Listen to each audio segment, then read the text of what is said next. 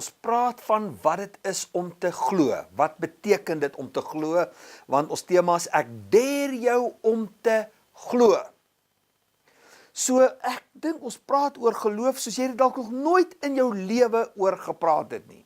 Vanaand weer gaan dit 'n heel ander hoek wees wat jy dalk nog nooit aan gedink het nie. Wat beteken dit om te glo?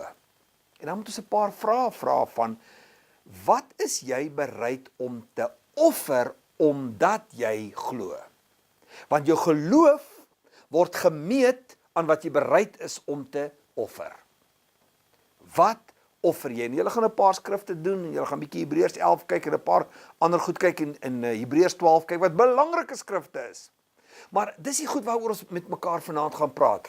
Word ons aandag maklik afgetrek? Word ons maklik moedeloos? Gee ons maklik op? Hoe volhard ons? Want dit het alles te doen met my geloof.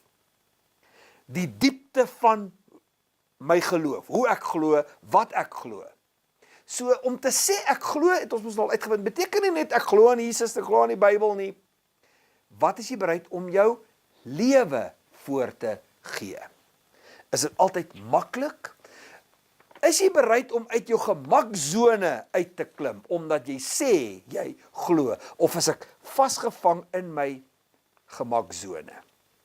En dan wil ek hê ons moet 'n bietjie gesels oor, aan die einde van ons notas gaan 'n bietjie dit kry oor, hoe kan ek fokus op Jesus? Want al manier hoe jy staande gaan bly is, jy moet fokus op Jesus. Anders daar te veel goed wat jou aandag aftrek. En ons gaan 'n paar gedagtes met mekaar deel oor, hoe bly jou fokus reg?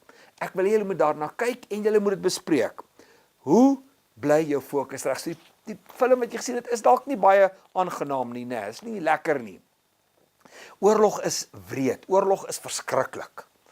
Oorlog sny jong lewens af, maar daai soldate is daar omdat hulle gewillig is om hulle lewe te gee vir 'n saak, of vir hulle familie, of vir vryheid, of vir wat ook al.